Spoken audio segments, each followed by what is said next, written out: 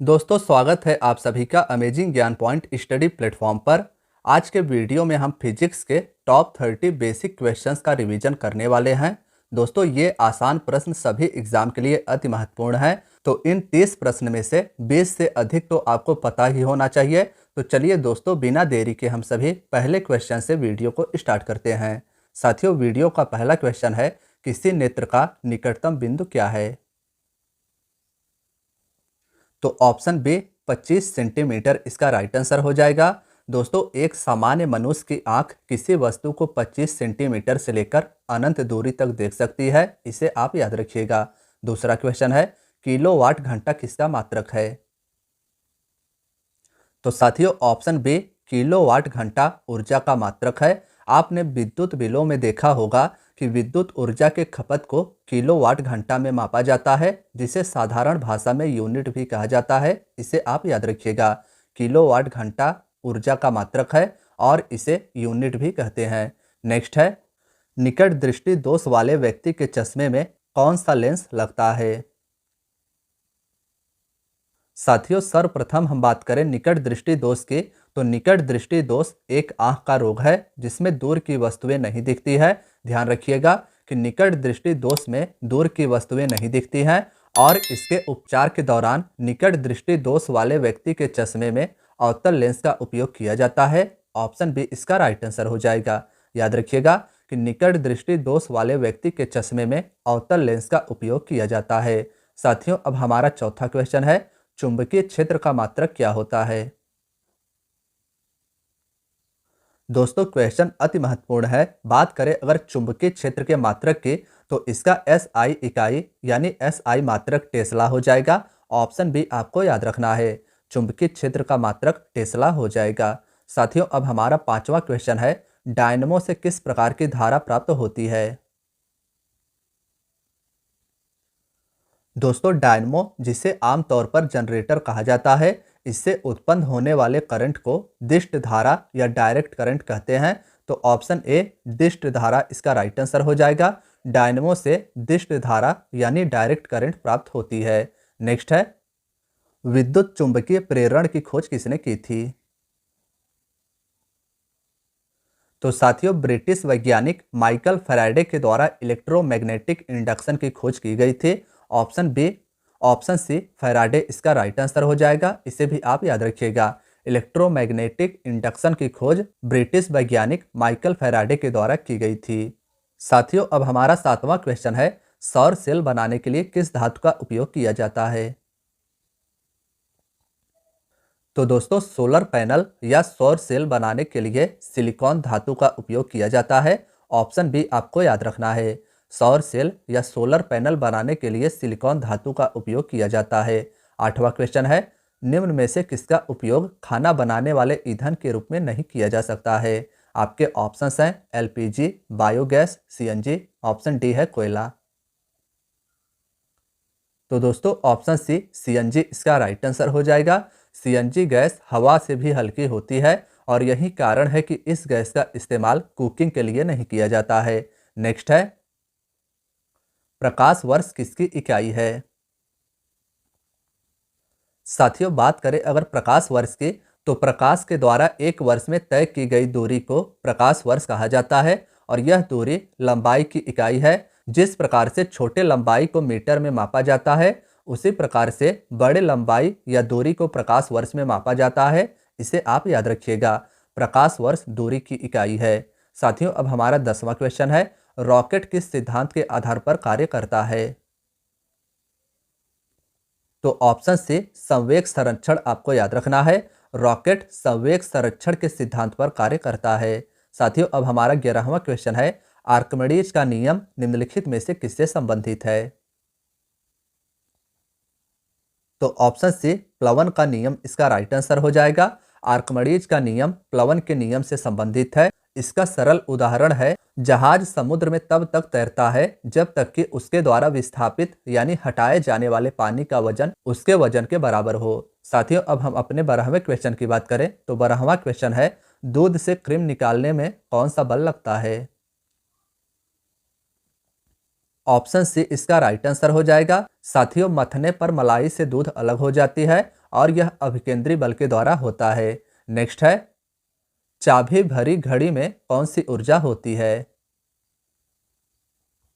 तो साथियों option A स्थितिज ऊर्जा इसका राइट आंसर हो जाएगा। स्थितिज ऊर्जा और गतिज ऊर्जा बराबर यांत्रिक ऊर्जा होता है और चाबी भरी घड़ी में स्थितिज ऊर्जा होता है।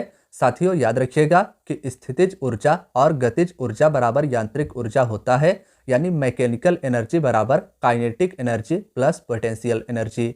नेक्स्ट है, सूर्य की ऊर्जा किससे उत्पन्न होती है? तो साथियों ऑप्शन डी नाभिकीय संलयन या परमाणु संलयन के द्वारा सूर्य की ऊर्जा उत्पन्न होती है। इसे आप याद रखिएगा। 15वां क्वेश्चन है, एंगस्ट्रम क्या मापता है?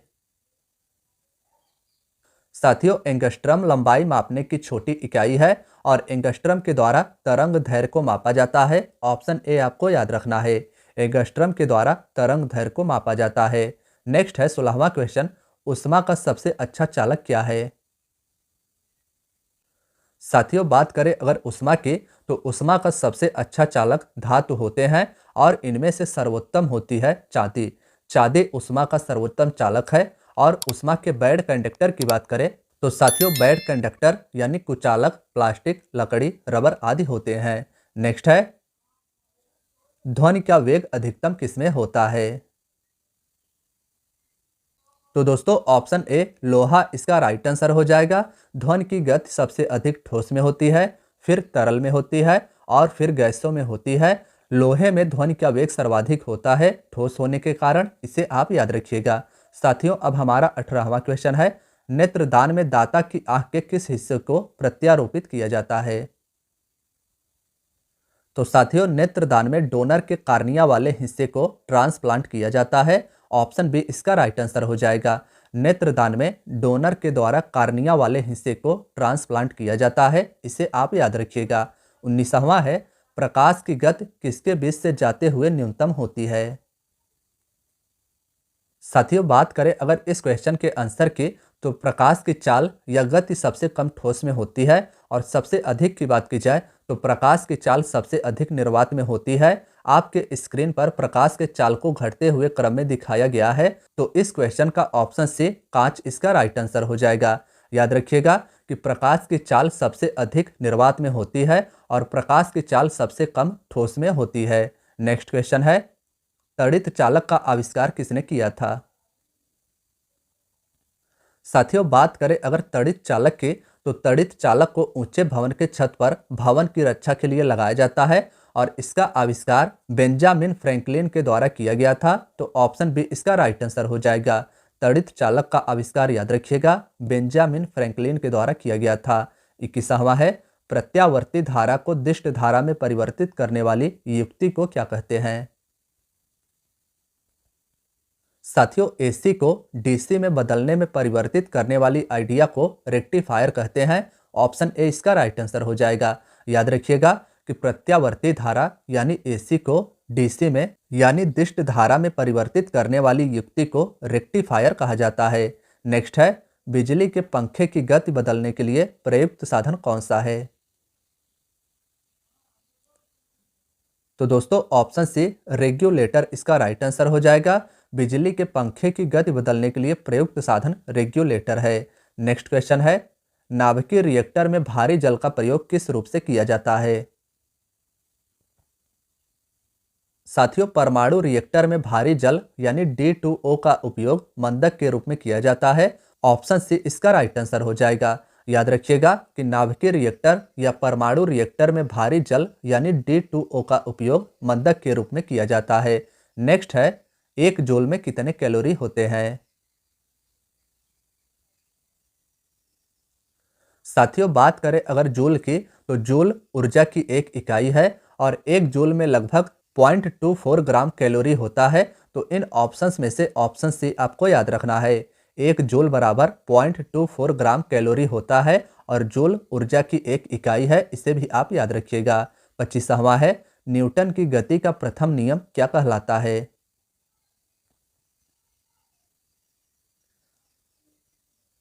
साथियों न्यूटन के गति का प्रथम नियम को जड़त्व का नियम कहते हैं। ऑप्शन सी इसका राइट आंसर हो जाएगा।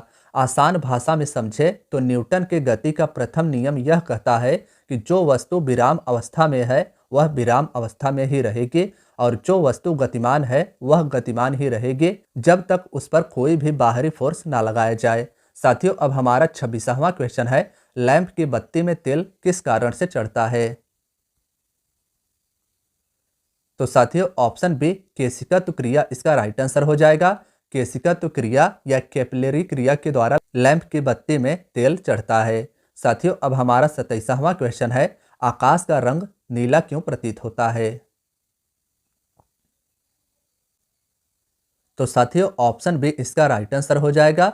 आकाश का रंग नीला स्कैटरिंग यानी प्रकीर्णन या बिखराव के कारण होता है। अब हमारा 28वां क्वेश्चन है, इंद्रधनुष में कितने रंग दिखते हैं?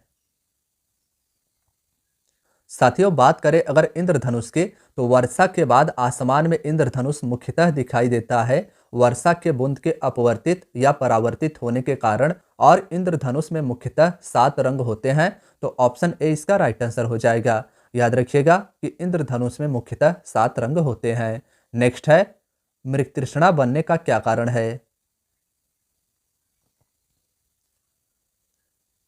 तो साथियों, रेगिस्तान में मृगतृष्णा बनने का कारण टोटल इंटरनल रिफ्लेक्शन होता है। ऑप्शन ए इसका राइट आंसर हो जाएगा। मृगतृष्णा मुख्यतः रेगिस्तान में बनता है और इसका कारण पूर्ण आंतरिक परावर्तन होता है। साथियों, अब हमारा आखिरी क्वेश्चन है, चुंबकीय फ्लक्स का मात्रक क्या होता है? साथियों, चुंबकीय फ्लक्स का एसआई मात्रक वेबर होता है। इंपॉर्टेंट है, याद रखिएगा, जिसे WB से डिनोट किया जाता है। चुंबकीय फ्लक्स का मात्रक याद रखिएगा, वेबर होता है। तो साथियों, आज की आपकी वीडियो यहीं तक थी। वीडियो अगर पसंद आई हो तो वीडियो को लाइक, चैनल को सब्सक्राइब जरूर कीजिएगा। धन्यवाद दोस्तों।